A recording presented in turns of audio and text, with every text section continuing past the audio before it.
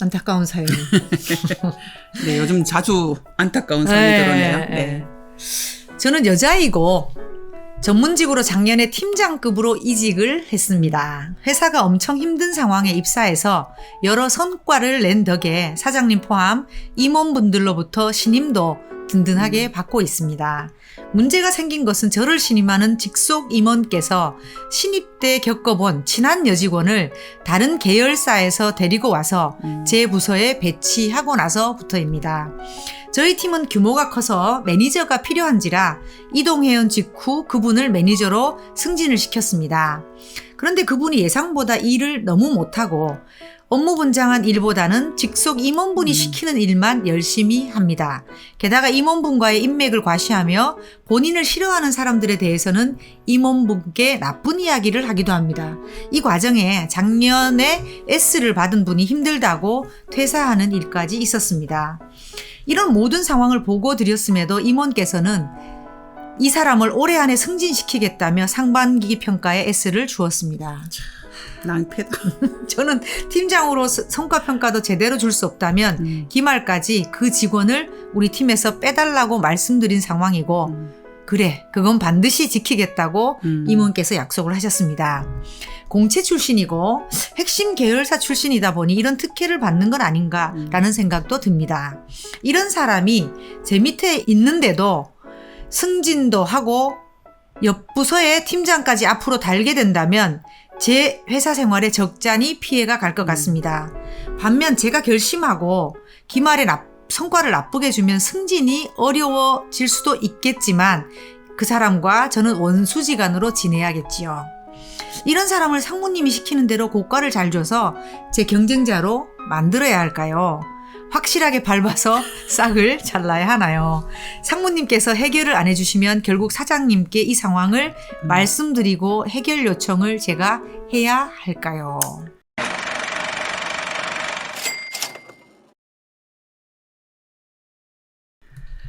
개인적으로 굉장히 싫어하는.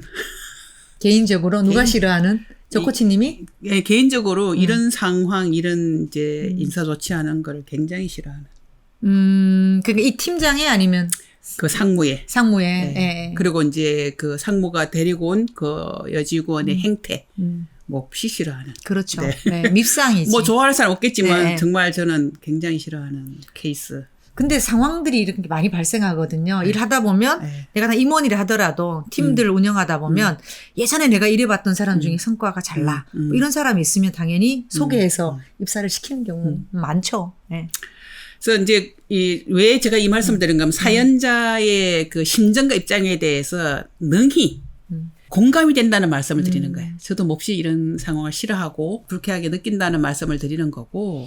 근데 이제 사연자가 이 문제에서 좀 벗어나오도록 도와드리는 게 우리 역할이니까 저는 직접적인 무슨 이렇게 답을 드리기 전에 질문이 몇 가지 좀 떠올랐어요. 질문이 몇 가지 떠올랐는 게 아니 지금 일 잘하는 팀장이 있는데 굳이 옛날에 같이 일했던 여직원을 왜 불러왔을까? 그게 질문이에요. 왜 불러왔을까? 그 내 사연을 읽으면서 저도 그걸 좀 발견을 하려고 해봤거든요. 네. 예를 들면 여기서는 그 공채 출신이고 핵심 계열사 출신인 것만 얘기를 해주셨는데 네. 혹시 뭐 아주 개인적인 친분이 있나? 네. 를 찾아보려고 했는데 그것도 아닌 것 같아요. 네. 네. 그랬을 때는 분명히 이유가 있을 것 같다는 생각이 네. 듭니다. 제가 경험한 이유는 있어요. 경험한 이유는 뭔가 하면 지금 연차가 벌써 이 회사에서 이 상무님이랑 일하는 기간이 길잖아요. 회사 조직이 돌아가는 상황에 대해서 굉장히 빠삭하게 알고 있는 사람이에요. 상무님이? 아니요. 여직원이. 지금 일보다는 뭐에 더 신경 쓴다고 관계에 엄청 신경을 쓰잖아요. 그러니까 이런 사람들이 갖고 있는 강점이 있어요. 예, 그거를 뭐 좋다 나쁘다는 별개의 문제고 이 사람이 갖고 있는 하나의 무기 같은 거거든요. 그래서 저는 이제 포인트가 뭔가 하면 상무가 이 사람을 굳이 왜 데려왔을까를 사연자께서 한번 생각해 보시라는 게 포인트예요. 네. 왜 데려왔을까? 그러니까 지금 이제 여기 사연 주신 분들은 주신 분은 굉장히 일을 잘 하시는 분이잖아요. 네. 성과도 잘 내고. 네, 성과 잘 내고. 근데 상무님 입장에서는 내가 알아야 되는 그 무엇을 다 못 채워줬을 수 있다. 있어요. 그러니까 그게 뭔지는 몰라요. 그러니까 상무님의 목표가 뭐였을까? 그걸 좀 탐색하셔야지 이 문제에서 벗어나오실 수 있다. 그게 포인트입니다. 네. 그래서 그걸 하는 방법 중에 하나로 네. 보면 상무님이 시킨 일을 열심히 한다라고 얘기했는데 네. 그 시킨 일이 뭔지를 조금 들여다보시면 좋을 것 같아요. 네. 그냥 무슨 일의 내용만이 아니고 네. 이 일이 상무님한테 왜 필요했는지 그렇죠. 이런 것들 보시게 되면 네. 상무님이 네. 이분을 데려온 이유에 네. 대한 답을 네. 얻으실 수 있을 거예요. 그렇죠. 네. 상무님 필요가 있어서 데려왔겠는데 상무님 필요를 내가 탐색하지 못하면 이 문제를 내가 풀 수 있는 별로 클루가 없는 거죠. 네. 그걸 반드시 하셔야 됩니다. 두 번째 아까 몇 네. 가지 질문 얘기하셨는데 두 번째 번째는 질문. 이제 그 상무님한테 이 문제를 얘기했잖아요. 네. 지금 이렇게 조직 분위기 허트리고 있고 뭐 이런 얘기를 했는데도 상무님이 승진을 시키겠다고 지금 결심하셨잖아요. 문제도 알고 계세요. 왜냐하면 승진시키고 나서 딴 부서로 옮겨주겠다고 얘기를 하셨거든요. 그 얘기는 상무님 문제를 알고 있어. 네. 네. 그것도 승진시키겠다고 결심하신 이유가 상무님이 이상한 사람이어서 이유가 있겠죠. 그렇죠. 우리는 내 문제, 갈등의 문제를 풀 때는 내가 갈등하고 있는 거가 뭔지도 알아내야 되지만 나랑 갈등을 일으키고 있는 상대방이 어떤 니즈와 어떤 목표를 가지고 있는가를 파악하지 않고는 이 갈등을 풀기가 어려울 때가 많아요. 문제가 아는데도 불구하고 상무가 이 사람 승진시키려고 상무님 문제 아니야? 이렇게만 간단하게 처리할 게 아니라는 아니다. 말씀. 네. 그리고 보면 이분이 지금 상무님이 시키는 대로 S를 줄까? 아니면 긁어버릴까? 이런 고민을 하고 계신데 그 고민에 대한 얘기를 좀 해드려야 될 것 같아요. 그죠? 아니 가다가 왜 삐끗하세요? 상무님이 S 올리는 게 몹시 부당하다고 말씀하시면서 왜 나도 S 줄까? 그냥 이렇게 생각을 하시는지 그건 조금 의아했거든요. 골치 아프니까 그냥 뭐 빨리 적어가지고 옆으로 빼고 싶어. 빼준다 약속하셨잖아요. 내가 그걸 주고 안 주고 상관없이 빼실 거라고 저는 보여지고요. 최소한 이제 맡으신 입장에서는 평가는 공정해야 돼요.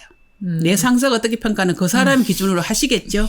내 평가는 공정해야 돼요. 왜? 나는 내 팀원이 그 사람만 있는 게 아니에요. 그렇기 때문에 여기서 혹시 평가에 물타기 들어가시면 저는 안 된다고. 어떻게 생각하세요?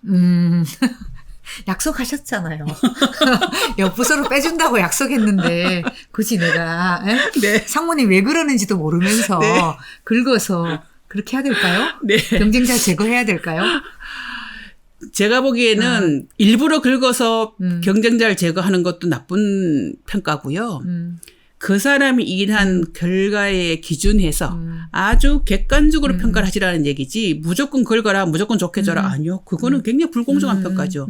나머지 팀원들이 그 평가 결과에 불만하면 팀장님 어떻게 하실 거예요. 네. 그래서 팀장님 책임에서는 책임질 일을 하지 마셔라. 그게 제 포인트입니다. 네. 네. 그래도 저는 1번으로 저희가 질문 드린 거 있잖아요. 왜 네. 데려왔을까? 네. 어떤 기여를 원했을까? 네. 이렇게 파악해 보라고 하셨는데 저는 이 평가의 과정에 상무님하고 또 1번을 조금 더 파악하고 얘기해 볼 수 있는 기회를 가지면 좋겠다고 생각이 들어요. 그래서 어쨌건 내가 수긍할 수 있는, 동의할 수 있는 어떤 근거를 가지고 평가를 하셔야지 네. 말씀하신 것처럼 경쟁자 치워버려. 네.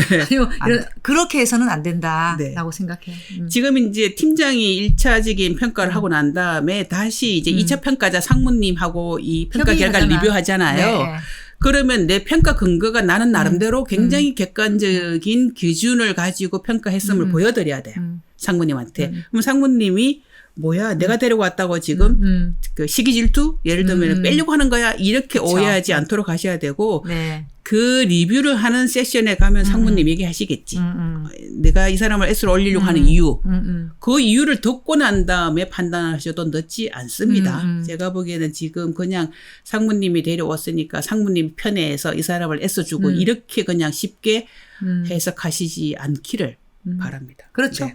본인의 리더십 원칙도 있을 거고 옳고 그름에 대한 기준도 있으실 텐데 그걸 가지고 타협하라는 얘기가 아닌 거고 지켜가시되 그렇죠. 상무님과 충분한 협의를 거치셔라. 네. 이런 조언을 드립니다. 그리고 또 한 가지 일종의 노파심입니다. 오랫동안 조직을 이제 관찰하고 경험한 바로 상무님이 약속을 했어요 뺀다고 못 빼는 경우도 생겨요.